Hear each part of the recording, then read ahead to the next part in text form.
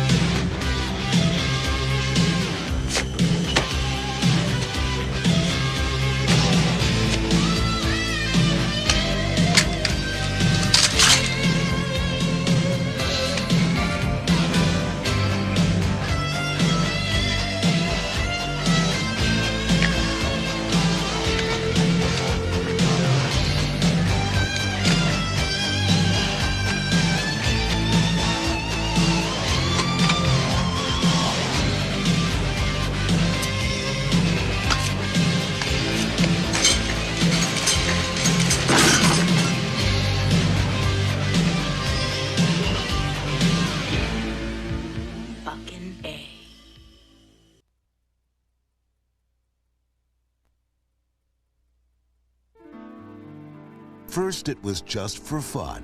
Then it was for education. Now they're getting serious. Bachelor party, that's right.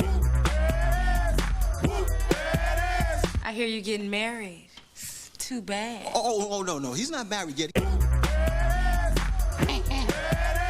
I guess it goes down like that with those gold-digging hoochie mama gut bucket skeezers you attract.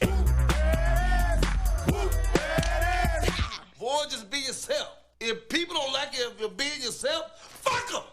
Come up against the wall with handcuffs on and crazy through on their lips. This is all we want. Some chicken wings, hot dogs, and a case of 40s. You got that? First of all, you need to go gargle, Funky. Man, my name is Stinky. Stinky, all right? Nigga, your name is Funky because you come up in here smelling like butt crack now. What is your line of business? Unemployment line. Oh, I knew you. I even remember your name. They should call you Jawbone. Wow, that's my whole my wife. Woo. Shaka, shaka, shaka, shaka. Woo. Shaka, shaka, shaka, shaka. Woo. You better hurry up, get over here. These boys got a party. Everybody and their mama here, including the law. I ain't scared of you. I ain't riding the key. I'll get one of you.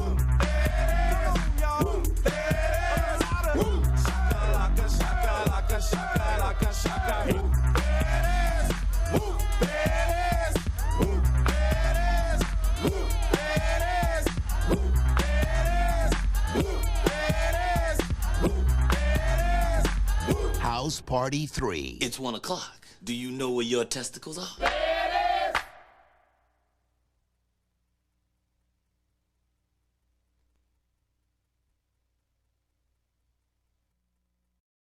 It's 1 o'clock. Do you know where your testicles are? Hey, this is Matt once again. Welcome back to another review. There's another paid request, this time for Jamil B.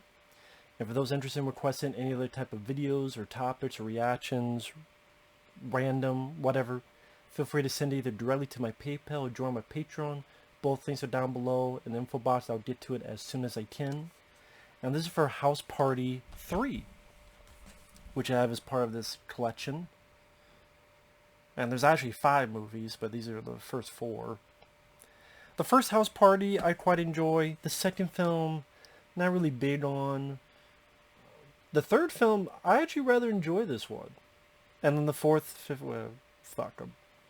But House Party 3 was actually the first one I heard about in this franchise because it was on a VHS tape, the trailer, for Jason Goes to Hell, The Final Friday. That VHS tape had the trailer for this film. And so I would watch that tape a lot. And so I would see this trailer a lot, and seen the trailer a lot more than the movie. So it wasn't until years and years later when I picked this up when I finally saw these films. And like I said, the first House Party is fun. The second one, it just didn't seem as I mean, it was R-rated, but it seemed softer of an R rating. And then they try to have this message about, hey, kids, be in school, and African American kids don't get to go to college too much. And they tried to have this message in it, which I don't think worked. It just seemed a bit of a goofier movie. Like, it had a dream scene at the beginning with Whoopi Goldberg. And, I mean, this has it too, but this dream scene didn't seem as goofy as compared to House Party 2. Which is funny because they have the R ratings on the bottom. R-rated, language and sex, sexuality, House Party 2. House Party 3, strong language and some strong sexuality. So this has strong language as opposed to just regular language. So, yeah, House Party 3 just seemed a bit more, I don't know if I want to say edgy, but a bit more in line to me with the first film. Now you have Kid and Play, yet again, as the stars. And in this, I felt like they were more together as a team compared to the second film. Like, the second film, they seemed, or at least it felt like they were more apart. Maybe technically they weren't, but I felt like they were more apart compared to this. And Kid and Play, these are two guys that were in the music business. They didn't do too many films other than these. I mean, they did Class Act. That's pretty much it. They were not in House Party 4, but they were made a cameo in House Party 5. And for what I understand, the first House Party, New Line Cinema was going to have Will Smith and Jazzy Jeff, because they did a song called A Nightmare on My Street, which was a take on Nightmare on Elm Street. They were getting sued. They said, well, we like you guys as part of the ease off on the lawsuit. You want to be in House Party? They're like, no. So then you got the Kid and Play. And they were made in such a low budget, but they still made a decent profit. That's why they made quite a bit of these movies. Because New Line Cinema was creating franchises. They had the Nightmare on Elm Street films. You had the Ninja Turtle films in the 90s. Which arguably was one of the more successful because of how much money they made. I mean, the second film made $80 million. The first one made over $100 million. But yet New Line Cinema treated them like shit when it comes to special features and DVDs. Fuck if I know why. But anyway, getting back to this, the director, Eric Meza, hasn't really done much. I looked him up. He just worked on music videos. And I'm trying to remember who did the second film. Yeah, it was different people for each one. But yeah, the guy who did this, he just directed like some Bones, Thugs and Harmony music videos and such. So, not really another film before or after this. But the movie is pretty straightforward. This time, Kid is getting married, and Play and others are getting a bachelor party up and ready. And you have this assortment group of characters. You have Kid's cousins, this group of kids who are also a rap group called Immature. Kid and Play get this deal from this guy named Showboat. Hey, we want you to sign this group, Sex as a Weapon, played by TLC. Okay, we'll do it, but then they don't want to sign. So, oh shit, we took the guy's money, so what are we going to do? In the midst of really just planning this bachelor party, Kid seeing his fiance's parents, Kid's uncle come into play, played by Bernie Mac. And Bernie Mac is, I would say, the best part of this movie. Like, anytime Bernie Mac was on screen, he was on fire. And he was fucking hilarious. And that's, again, the group of characters I enjoyed, like the people who are making the food, but they're also ex-cons. So, like, their restaurant has a jail cell door, and their employee of the month is pictures that you get when you get your picture taken in jail. So those are the type of pictures, but it's all for employee of the month. And again, these two guys are just so, I guess, used to jail, they even made their restaurant business look like jail.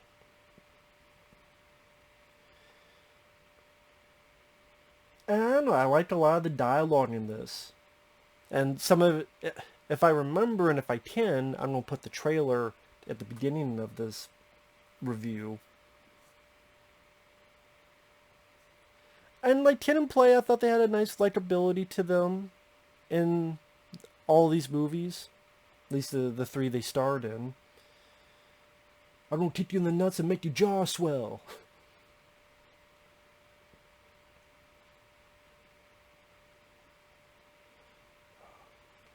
And again, Bernie Mac was a lot of fun because he gives the aunt a gift and someone looks at it as like, hey, this says please return to this address, and you realize Bernie Mac stole the shit.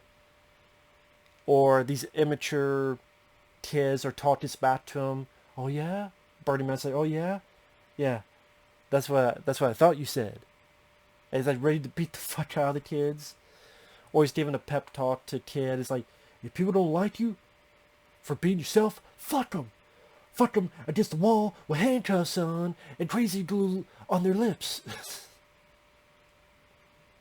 And even when they go to the kid's fiance's parents and Bernie Mac is there, and the fiance's mom is talking spat to him, because the dad goes, what is your what line of employment are you in?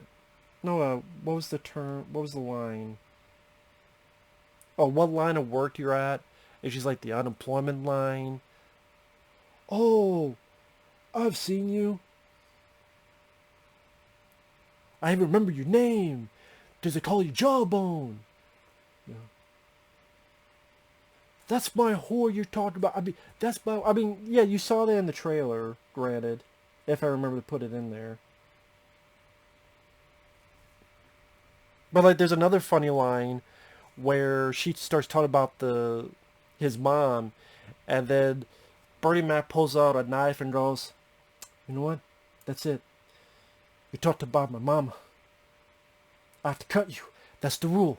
You talked about my mama. I have to cut you. That's the rule. She's trying to cut her. Like, this film just had a bit of again, it seemed like a bit more R-rated, fun tone that was consistent. Like, the second film seemed a bit more goofy with the Tisha Campbell character dealing with Queen Latifah, and they're doing all this stuff among their college group. And then it tries to be a message about staying in school. I don't know, just this one seemed a bit more focused in a weird way.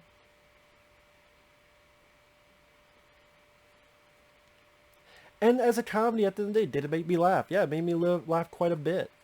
Like, the aunt burns the food, and she's, oh, it's Cajun. And Bernie Mac's like, well, if this is Cajun, then I'm Caucasian.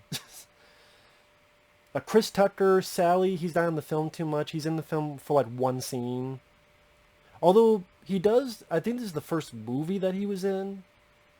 And he's talking to people about money. This, I don't know you, man, same time. I don't know you, same time. He would actually do that shtick in later films, because he was in Friday and Money Talks. I know he would do that in Money Talks, that same line of shtick. I wish Chris Tucker was in it more, and sadly you don't have Martin Lawrence, which he was definitely a positive in the first two House Party movies, but that was because Martin Lawrence was doing his TV show, Martin, at the time. And in fact, Tisha Campbell, she's only in this because she did a cameo. So, she's not in it too much. She was the girlfriend of Kid in the first two films. So she does make a cameo saying, hey, good luck to Kid. So that was nice. There's some kind of closure with that. And then Martin Lawrence, sad he's not in it, but yeah, he was doing his TV show, which was definitely in play during this. Because this came out in 94. This was 91. I think there was 90 and 91. And then this didn't come out till 94. Yeah, 90, 91, then 94. I think by this time, Kid and Play were kind of done with it. That's why you didn't have House Party 4 till 2001, and it really has nothing to do with the films other than the title.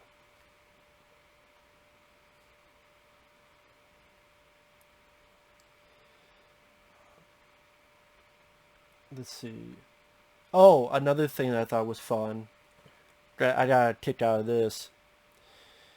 the bachelor party they're having is being all screwed up because immature and those kids took all the good shit to the house. So Kid and Play is going through all this stuff and like it's the wrong stripper, and they finally find out that it's all at this house, so everyone goes back to there. But during the bachelor party, the tape they had was supposed to be an adult tape, but it got switched. It got switched out, so it's the 1990 Ninja Turtles film that's playing on the TV. And like all the women are like going up and watching the film, which I thought was kind of funny. Like they're eating and they're going up and they're watching the film. Maybe they have a thing for turtles. I don't know. But yeah, and it made sense. It's New Line Cinema, so they have the footage for the first. But I thought again, oh wow, I forgot this had a 1990 Ninja Turtles reference. Oh, it's the wrong tape. So I got a kick out of that.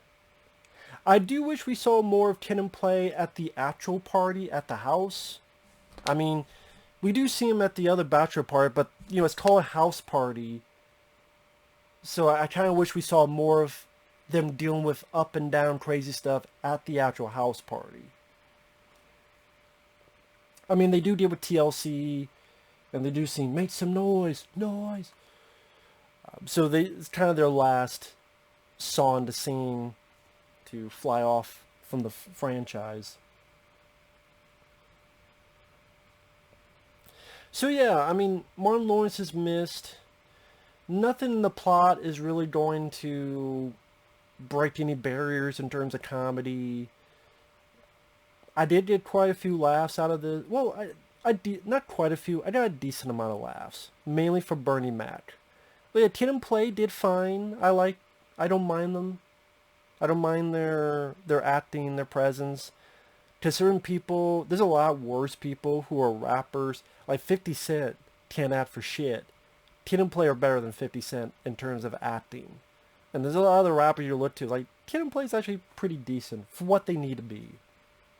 Even the girl who plays the fiancée, I forget her name. Yeah, Gilbert Gottfried has a cameo where the kids lost their luggage, but they're lying about it, and they tell Gilbert Gottfried, who gives them, just write this down, they'll send you a check. Like I said, I wish Martin Lawrence could have come back. I wish Chris Tucker was in it more, because, granted, they didn't know this at the time, just Chris Tucker, no one knew Chris Tucker would be Chris Tucker. But it's like, wow, if you had Martin Lawrence in the film, and then Chris Tucker in the film more, you could have had a Martin Lawrence, Chris Tucker on screen. In retrospect, missed opportunity. Immature, the kids who are the rappers, I would say they're probably my least favorite part, because I didn't give a rat's ass. It's not that I hated them, I just didn't give a rat's ass about them. So yeah, they're dressed up like wannabe gang members, and they're talking smack. I'm kind of like Bernie Mac, who's ready to beat the fuck out of one of them. It's like, yeah, whatever. I didn't care about their singing. I didn't care about them rapping. I just didn't care. TLC, when they act, they do some weird... I don't know if this was their normal thing they did, where they sometimes make these weird sounds like, yeah, boy. Yeah, I don't know what the fuck it was. Like one of the members TLC is like talking to this weird voice, and just like this head snap. The head snap I'm fine with, but the weird like voice, is that something they normally did, or they just for some reason did in this movie? I don't know, just what the fuck? But yeah, I got more chuckles out of this than the second film. I don't know if I would say it's better than the first one, though. I'd probably still give it to the first film as the most consistent. But yeah, I like the cast for the most part. Bernie Mac stole the show. Nice. Yeah, this gets like a 4.7. I've seen way worse comedies. I mean, recently, Daddy Daycamp and Chairman of the Board, and, you know, you think this is bad, watch the later House Party films. And, like I said, for what it is, I thought it was fun. That was entertaining. Yeah. Didn't mind the music for the most part. Like when TLC and Kid and Play are singing at the end, didn't mind that song. Again, I appreciate that it felt less goofy compared to the second film. I like I said, so that like some of the characters I didn't mind. Even the character Showboat. Like, it's in there enough, but it doesn't take away from the... Like, this felt like the primary focus was getting the bachelor party started. The second film, the house party seemed... Oh shit, we're called a house party. Let's have a house party at the end. Yeah, it'll be for your college money. And then that didn't matter, because we took the money anyway to clean the place up. So it's almost like, well, House Party 2, we have the party because of the title, arbitrary. Here, it felt more in sync with the story, the house party in question. Like, it felt like more of a build-up to that. I mean, that's really one of the main focuses of the film. Which, like I said, made me feel in tone with the first House Party film. So, yeah, I enjoyed the sequel. But with that said, thanks for watching. Take care. We'll see you guys later. Bye-bye.